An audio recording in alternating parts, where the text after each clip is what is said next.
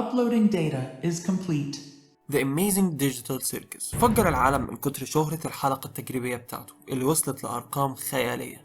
الحلقة نجحت لدرجة مجنونة وتحول لمسلسل بتنزل منه حلقات كل فترة، ولحد دلوقتي نزل منه 3 حلقات، وأنا بتفرج عليهم جالي شعور غريب إني عارف نهاية المسلسل، ولكن للأسف النهاية مش هتكون سعيدة. أكيد أنتوا عايزين تعرفوا أنا قصدي إيه بنهاية مش سعيدة، وأنا عرفت ده إزاي. أولا لازم أوضح حاجة، دي نظرية عن نهاية المسلسل، ممكن تظهر حاجات تاني في الحلقات الجديدة تثبت عكس اللي بقوله دلوقتي. أما عشان أجاوب على سؤال ليه النهاية هتبقى حزينة، لازم نجاوب على الأسئلة دي الأول. إيه هو السيرك الرقمي؟ مين هو كين؟ إزاي البشر دخلوا جوه وليه؟ وأخيرا إيه هي نهاية المسلسل؟ وخلينا نبدأ بأول سؤال، إيه هو السيرك الرقمي؟ الحقيقة في احتمالين للإجابة، إما إنه إحنا في لعبة فيديو أو مسلسل، وفي أدلة على الاثنين. مثلا في بداية أول حلقة في مقدمة للمسلسل وموسيقى، وكأنه الشخصيات بتعرفنا بيها كأنه مسلسل كرتون مثلا.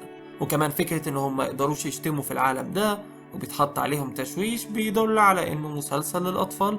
بس الأدلة اللي بتقول إن إحنا في لعبة فيديو أكتر بكتير. مثلا فكرة اختيار الاسم العشوائي اللي بتظهر لبومني لما بتخش العالم لأول مرة، دي أكيد مش هتكون في مسلسل. في الحلقة الثانية كين كمان استخدم كلمة NPC عشان يعبر عن الشخصيات اللي في العالم اللي هيتفاعلوا معاه، واللي معناها شخصية غير قابلة للعب. يعني شخصية الفيليجر أو أي شخصية بتروح تكلمها عشان تاخد منها مهمة أو عشان تهزمها اسمها NPC. وكان قال إنه حسن الذكاء الاصطناعي وخلاها أكتر واقعية. خليكم فاكرين الحتة دي عشان هنحتاجها بعدين. وبكده يكون السيرك الرقمي هو عبارة عن لعبة فيديو. أوكي حلو، ده كده السؤال الأول، مين بقى هو كين؟ حاجة لازم كلنا نفهمها هو إنه صناعة الألعاب شيء متعب ومكلف جدا. كل مرحلة أو خريطة أنت بتلعبها بيبقى فيه ناس كتير جدا اشتغلت عليها، ناس مش بس تعبت في كل صندوق أو شجرة، بل كمان في إنهم يخلوا العالم كله متفاعل معاك. كل شخص بتقابله في اللعبة، كل حركة بتعملها، وكل مكان بتروحه لازم يكون متفاعل معاك، سواء كان بمهمة جانبية معقدة أو إنك تلاقي صندوق لوت صغير. المهم إنه يكون في حل، بس ده زي ما قلت بياخد مجهود ووقت من ناس كتيرة جدا، وده معناه فلوس أكتر وأكتر. وهنا يدخل كين للمعادلة. كين ببساطة ذكاء اصطناعي متصمم عشان يعمل أمتع لعبة في العالم، فيها عوالم مختلفة بمهام ما بتخلصش، لأنه هو بنفسه بيصممها كل مرة مخصوص. مرة منطقة مرعبة، ومرة عالم حلويات، والشخصيات اللي بتعيش في العوالم دي ليها قصتها وبتحاربك أو بتطلب مساعدة منك بشكل واقعي. كل ده لازم يعملوه ناس كتيرة جدا، مؤدين صوتيين، كتاب، مصممين، ومطورين، وتحت كل قسم من دول عشرات الأقسام المختلفة، واللي بتخليك تاخد وقت كبير جدا وتدفع فلوس كتيرة جدا. لكن تخيل لو كل ده اتعمل بسرعة، بضغطة زرار واحدة بقى عندك مهمة جديدة في عالم جديد. ده شيء خرافي صح؟ أكيد طبعا، لكن مستحيل. الذكاء الاصطناعي عمره ما هيكون عنده القدرة الكاملة على الإبداع، لأنه بيتعلم من اللي شافه قبل كده على النت. كمان عنده عيب كبير جدا، وهو إن عمره ما هيبقى عنده وعي. فكرة إنك حاليا قاعد على التليفون أو الكمبيوتر أو أي مكان وبتتفرج على فيديو في بيتك أو في الشارع وعارف أنت عايش فين وليه وإزاي وإنك أصلا موجود، دي حاجة عمر الذكاء الاصطناعي ما هيعملها. أنا وإنت واعيين لده، لكن الكمبيوتر شايف معادلات معقدة بتطلع نتيجة بتترجم لكلام أو صورة أو صوت. معادلات عمرها ما هيكون عندها القدرة الكافية اللي تخليها تبقى واعية لوضعها أو هي إيه أو هي فين أصلا. إحنا ممكن نوصف للذكاء الاصطناعي هو إيه، لكن هيبقى حافظ مش فاهم وضعه بالظبط. كده نبقى عرفنا إنه كين ذكاء اصطناعي معقد مصمم لتصميم مراحل وشخصيات ومهمات في لعبة فيديو، وعشان كده بيبعت البشر كل شوية في مهمات عشوائية. وده بينقلنا للنقطة الثالثة، ازاي البشر دخلوا جوه. اوكي، عندي لكم سؤال، ازاي تخلوا اي لعبة في الدنيا ممتعة ب1000 مرة؟ الإجابة بسيطة، خلي اللعبة اونلاين. لما تلعب مع ناس سواء كانوا ضدك او اصحابك، فجأة اللعبة بتبقى احسن، لان اللي بيلعب ضدك او معاك انسان واعي لكل حاجة بتحصل، بيعمل كل حركة بناء على طريقة تفكير، وحركاته مش مجموعة ثابتة من الحركات المكررة اللي كل مرة بتتكرر زي الذكاء الاصطناعي بتاع اي لعبة في الدنيا. بس لو اللعبة سنجل بلاير، ازاي هتحقق ده؟ لو كان عندنا القدرة، وده شيء مستحيل طبعا، تنقل الوعي البشري للشخصيات اللي في اللعبة. طبعا ده خيال علمي، ولكن في عالم السيرك الرقمي ده حصل، فالأكيد إنهم كلهم بشر ما عدا جاكس على الأقل. والدليل بسيط، في الحلقة الثالثة من ديجيتال سيركس بيحصل لهم رد فعل بيعبر عن الفزع أو الذعر لما بيكتموا نفسهم، بالرغم من انهم مش محتاجين يتنفسوا لانهم ديجيتال. وده لانه ببساطه انت انا عارفين ايه هو التنفس، وعارفين بنحس بايه لما بنكتم نفسنا. شعور خوف وقلق كبير بيخليك لازم غصب عنك تاخد نفس، وده اللي حصل معاهم كلهم. كل واحد منهم فاكر أهمية التنفس واللي هيحصل لما يكتموا نفسهم لفترة طويلة، وده دليل واضح على انهم ببساطة بشر دخلوا جوه السلك الرقمي. السؤال هنا هم دخلوا ازاي وليه؟ الواضح لحد الآن من الحلقة الأولى انه بومني كانت بتحاول تخلع خوذة أو نظارة بيلبسها الشخص وبيتنقل منها لجوه. الفكرة هنا هل اللي بيتنقل هو الوعي بتاعك بس، ولا انت كلك بتخش جوه بالكامل بجسم؟ الاحتمالين ممكنين، لكن عندي شعور انه عبارة عن نقل بس للوعي مش اكتر. نقل جسم كامل جوه الكمبيوتر شيء نوعا ما بستبعده، والسبب بسيط. عدد الناس اللي دخلت جوه اللي موجودين جوه لحد دلوقتي هم 5، وايوه انا مش بحسب معاهم جاكس لانه ذكاء اصطناعي زي كين، بابل وجاميجو، مش بني ادم حقيقي، وانما ذكاء اصطناعي عرف انه هو ذكاء اصطناعي وقرر انه يهرب من المغامره بتاعته ويعيش مع البشر اللي بيدربوا الذكاء الاصطناعي. وده ببساطه لانه في الحلقه الثالثه لما كلهم كانوا عارفين ايه اللي بيحصل لما يكتموا نفسهم، هو الوحيد اللي مرضيش يوريهم ايه اللي هيحصل لو هو كتب نفسه، لانه ببساطه ما يعرفش يعني ايه تنفس اصلا. بعيدا عن كل ده،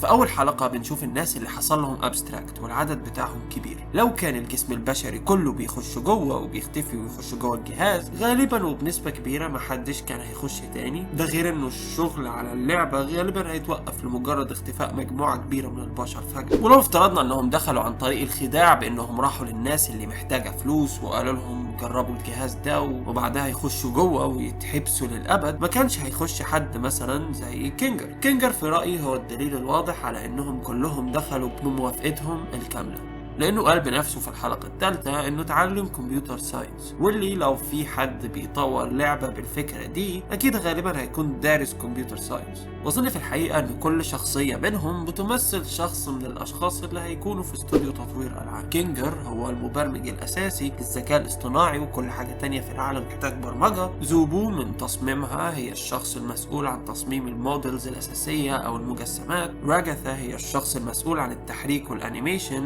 لانها فعليا بتمثل عروسة. جين هي الشخص اللي بيكتب القصة لان فعليا قناعها بيعبر عن المسرح واللي هو اساسه القصة والاداء. واخيرا بومني هي الجيم ديزاينر، انها ببساطة هي اللي صممت فكرة انه العالم يكون سيرك، فلما دخلت جوه بقيت بالشكل ده. المهم ان كل واحد منهم بيمثل حد من فريق تطوير لعب، وده بيفسر ليه العدد بيزيد، لانهم كلهم جزء من فريق تطوير اللعبة، وبكده يكون مستحيل انهم كلهم بيختفوا اول ما يخشوا جوه، لان كان الاستوديو هيتقفل من اول شخص او 2 يختفوا، وبكده يفضل الاحتمال التاني وهو انهم بيدخلوا الوعي بتاعهم جوه جسمهم بره. بس السؤال هنا، هل هم لسه متوصلين بالمكنة الغريبة او النظارة الغريبة دي ولا لا؟ الحقيقة اجابة السؤال ده وبالرغم من انه شيء مفاجئ الا انه صناع المسلسل جاوبوه في اول حلقة، وبعد ما بتخلص الحلقة بنطلع من الشاشة بتاعت الكمبيوتر وبنشوف مكتب عليه نظارة ممكن تكون هي اللي كانت بومني لابساها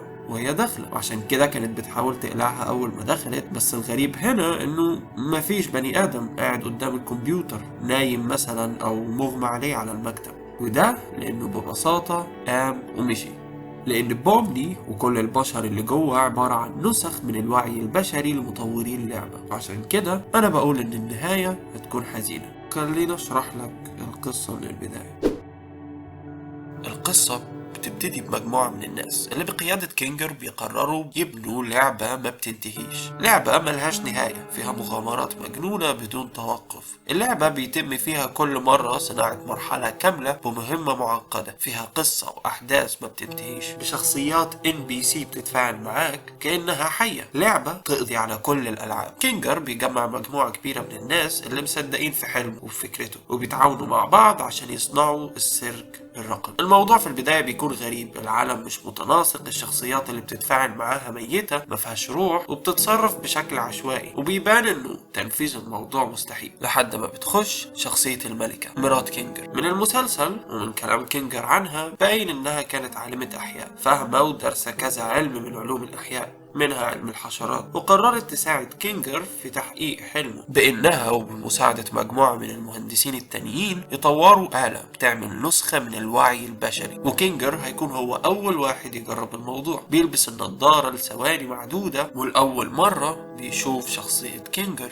على الشاشة. الموضوع نجح، هما نسخوا نسخة من الوعي البشري بتاع كينجر لجوه عشان يتدرب عليها كين ويتعلم منها عمل NPCs أذكى وأحسن. ولكن في مشكلة، كينجر عايز يخرج. كينجر اللي جوه فاكر كل حاجة، فاكر كل مراحل التطوير المختلفة، عارف انه نسخة من البشري اللي كان بره لكنه محبوس جوه للأبد. الذاكرة دي بتخليه عايز يخرج، عايز يمشي، لكنه عارف الحقيقة، عارف انه ملوش جسم حقيقي بره، لان كينجر الحقيقي لسه بره عايش بعقله كامل. كينجر جوه العالم ده ملوش قدرة على التحكم فيه وما يقدرش يقفله او يوقفه. تقبل الامر الواقع وعاش جواه. اما عن الناس اللي بره، شاف التطور في NPCs اللي جوه اللعب. هم اتعلموا من كينجر حاجات كتير، ولكن ده بني ادم واحد بطريقة تفكير واحدة. قرروا المطورين انهم يعملوا نفس التجربة تاني وتالت ورابع. كل مرة بيخش حد فيها، كل ما الذكاء الاصطناعي بيبقى عنده حاجات اكتر يتدرب منها، كل ما كان اقرب للاحياء. NPCs بقوا كأنهم كائنات حية كاملة. ولكن في مشكلة، تجربة كينجر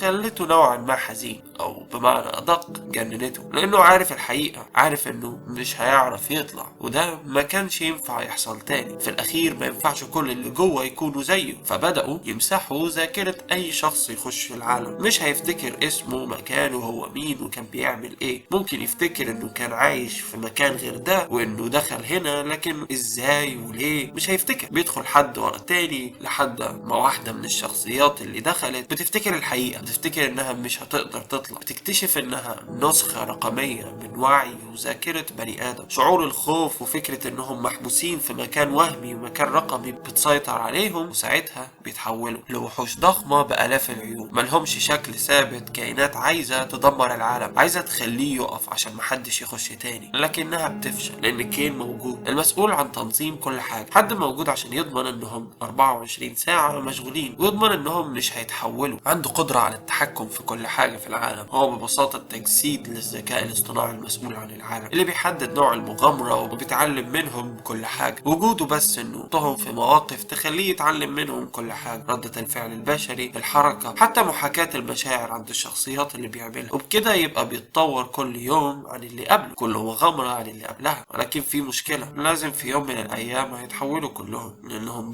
بشر مالهمش جسم، بشر محبوسين في عالم رقمي للأبد. وعشان كده قلت إن النهاية هتكون حزينة، لكن عندي شعور إنها مش هتكون حزينة أوي. ببساطة لأنه كينجر هيجمع شجاعة كافية ويقول لهم حقيقتهم، ويقول لهم إنه مفيش مخرج وإنهم هنا للأبد. ولكن بدل ما كلهم يتحولوا لكائنات مجنونة بتحاول تدمر العالم اللي هم فيه، هتقبلوا الأمر الواقع ويعيشوا فيه، يعيشوا وهم عارفين حقيقة واقعهم، وهيستمتعوا فيه بكل لحظة. مش مهم هو رقمي أو لا، المهم إن هم عايشين فيه. وإحنا اوريدي شفنا ده في المسلسل. في نهاية كل حلقة الشخصيات كلها قاعدة بتتفرج على النجوم، تستمتع بالعالم اللي هم فيه من غير ما يفكروا في مخرج أو طريقة للخروج. بيتقبلوا الواقع، وده بيخليهم يعيشوا جوه السيرك الرقمي في سلام. اوكي، انا عارف انه في حاجات كتيرة انا افترضتها ومليت فراغات عشان نعمل قصة منطقية، لكني بجد حاسس انه ده هو اللي هيحصل، انهم هيعيشوا جوه للابد ويتقبلوا الامر الواقع، او يطلع انه في الحقيقة كل ده كان حلم، مين عارف، اي حاجة ممكن تحصل. ودلوقتي لو عجبك الفيديو وعايز تشوف فيديو تاني، شوف الفيديو ده.